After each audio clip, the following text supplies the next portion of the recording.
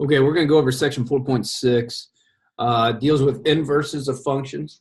Okay, so the first thing we got to think about is how do we determine if a graph is a function to begin with? Well, if we remember that, the graph of a function was based on the vertical line test. Each x can only have one y. Okay, now what an inverse is anytime you see the word inverse, your mind should think switch the x and y. Okay, so when they say switching the x and y, and your original definition said each x can only have one y, okay, so an inverse, each y can only have one x. Okay, so each y can only have one x. So now instead of doing a vertical line test, we're going to do a horizontal line test. Okay, so based on inverses, we're going to look at the horizontal line test.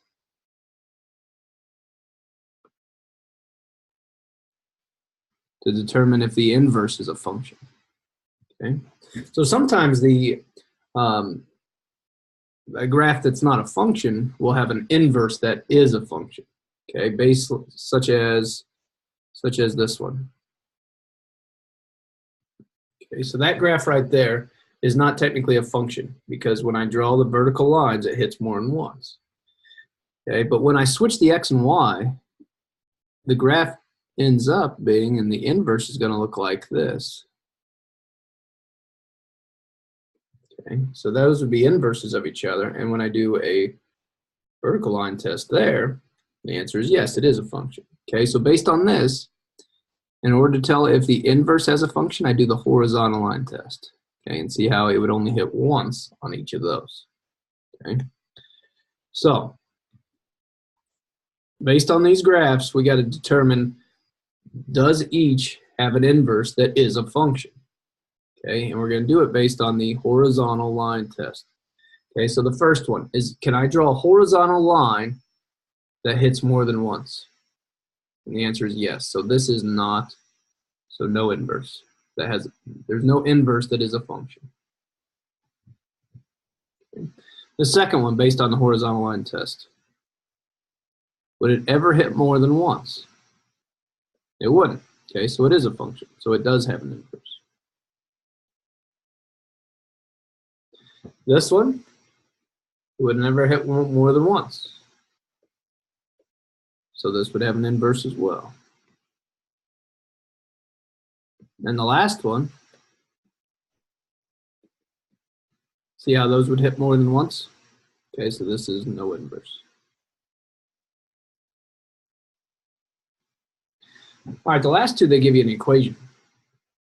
And I think the easiest way to determine it is to just base it on the graph. So I know a basic graph of x squared looks like something like this. Okay, so if I did the horizontal line test on this, would it hit twice? The answer is yeah. Okay, so this would be no inverse. And finally, x cubed, should know x cubed looks something like this, okay, which is based on this one. So yes, it would have an inverse. Inverse.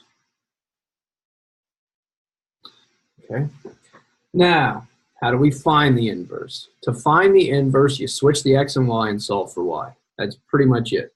Okay. Switch the x and y. So if they just give you a list, such as t is equal to the set of numbers -9, 7, -3, -8, 5, 6, 7, -9. So the set of those numbers, your inverse, which is written t to the -1, that's the inverse, is going to be equal to switch x and y. Okay, again, inverse, switch x and y. So switch these. So instead of -9, 7, it's 7, -9, -8, -3, 6, 5, -9, 7. Okay. So again, now they ask for domain. Domain is your x values. So the domain of this would just be 7, -8, 6, and -9, where my range would be the y values. -9, -3, 5, and 7.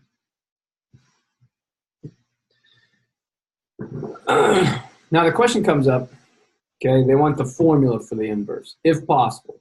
Okay, if not possible, then you just put you can't do it. But this is the most likely to be on an exam, okay, especially a final exam. You will always have one of these. X to the 1/5 plus 4. Okay, and they say find the inverse.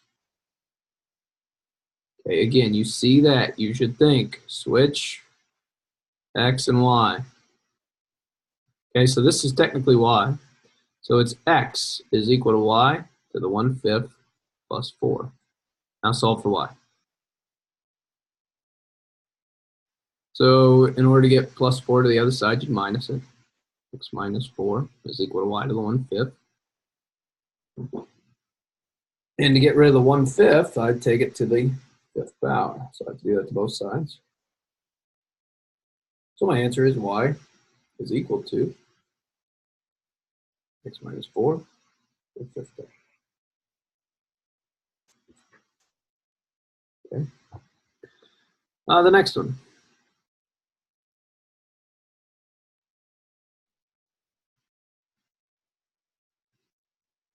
R of X, which is the same thing as Y, is equal to X plus 6 over -5.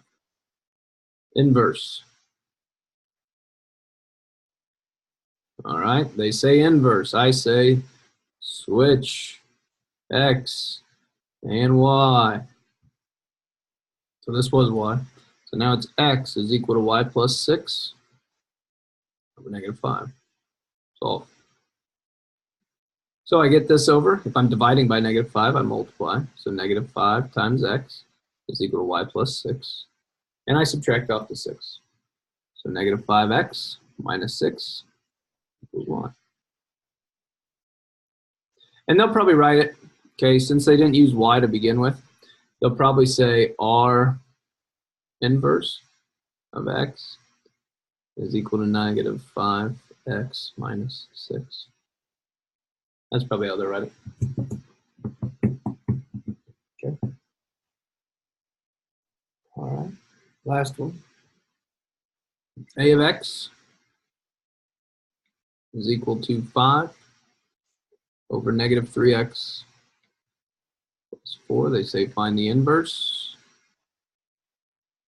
Okay, so that means we're looking for A to the -1 of X. Inverse switch. X and Y. So X is equal to 5 over -3 times Y plus 4. Okay, well, in order to get rid of this, I'm going to multiply it over. Okay, so it'd be -3Y plus 4 times X is equal to 5. I'm going to divide off X. So -3Y plus 4 is equal to 5 over X. I'm going to subtract off 4. So -3Y is equal to 5 over X minus 4. Then I would get rid of the -3 by dividing. And I'm going to divide each one by -3. So Y is equal to 5 over X. X